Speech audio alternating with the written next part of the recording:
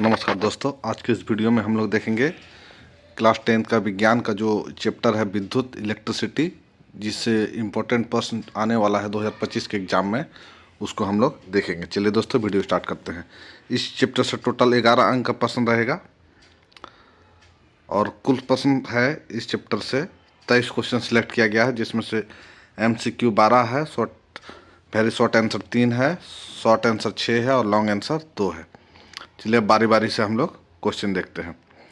पहला क्वेश्चन है, यदि 10 प्रतिरोध में से प्रत्येक 1 ओम को समानांतर में जोड़ा जाए तो उनका परिणामी प्रतिरोध होगा। इसका आंसर हो जाएगा 1/10 ओम, डी ऑप्शन।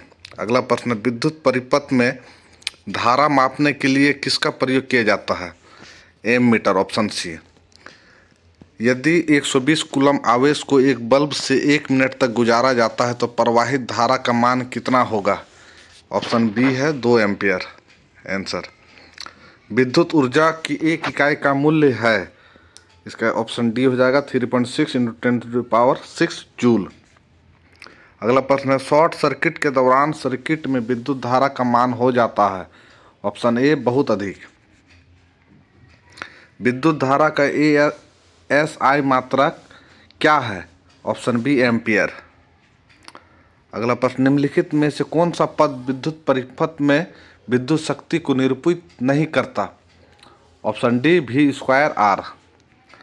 अगला प्रश्न, 2 चालक तार जिनके पदार्थ लंबाई तथा व्यास समान है किसी विद्युत परिपथ में पहले श्रेणी क्रम में और बाद में पार्श्व क्रम में संयोजित किए जाते हैं। श्रेणी क्रम और पार्श्व क्रम संयोजन में उत्पन्न ऊष्मा का अनुपात क्या होगा?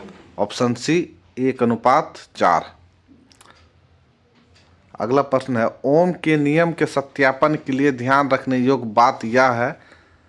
4 ऑप्शन दिया गया है, ए, बी, सी और डी। इसका ऑप्शन हो जाएगा, आंसर हो जाएगा इसका ऑप्शन बी।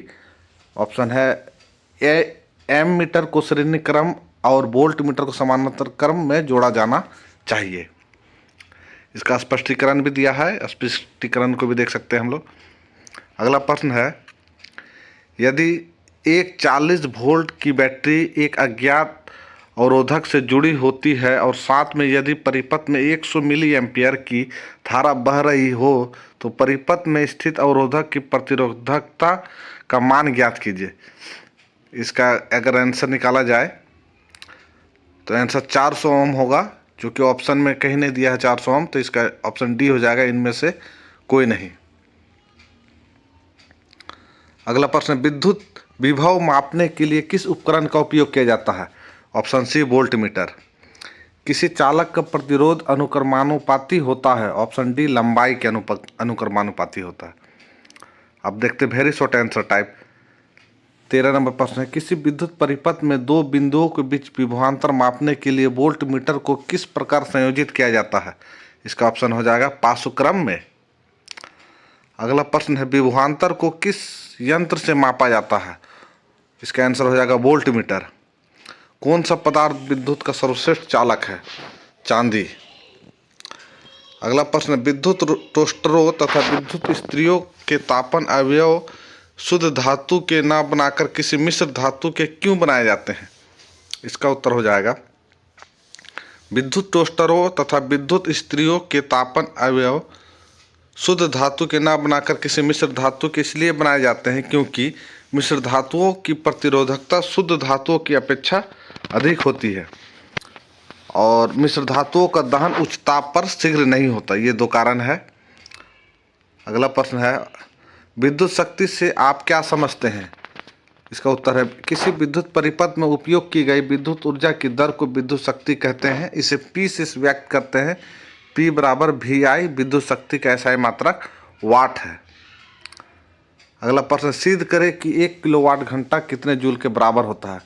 इसका उत्तर हो जाएगा, 1 किलोवाट बराबर होता है 1 × 1000 वाट × 3600 सेकेंड, यानी कि 3.6 × 10⁻⁶ जूल।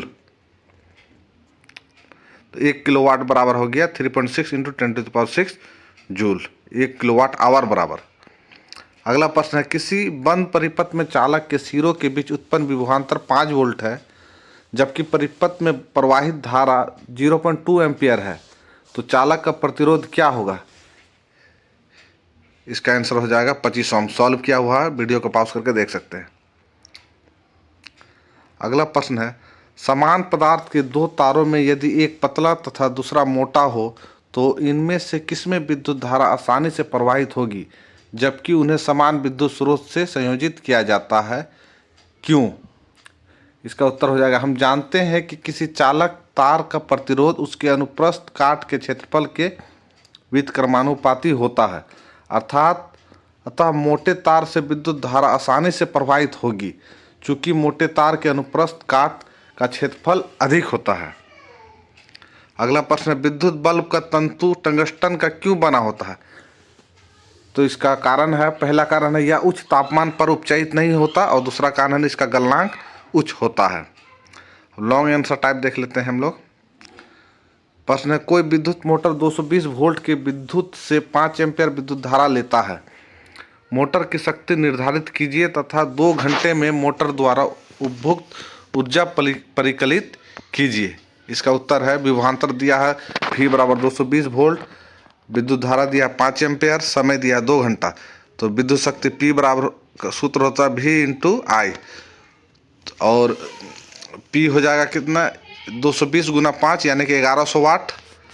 उसको किलो वाट में बदल दिए, 1.100 किलोवाट। विद्युत ऊर्जा बराबर होता है P इंटू T, तो 1.100 गुना 2 मल्टीप्लाई करके हो जाएगा 2.2 किलोवाट घंटा यानी कि 2.2 यूनिट। अगला प्रश्न है, एक घर में 400 वाट का रेफ्रिजरेटर, 200 वाट की टीवी, 150 वाट का पंखा और 50 वाट का बल्ब लगा है। ये सभी उपकरण प्रतिदिन 8 घंटे चलते हैं।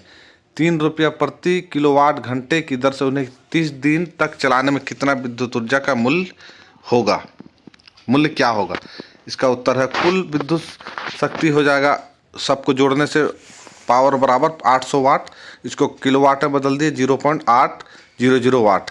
कुल समय हो गया 8 गुना 30, एक महीने में 240 घंटे।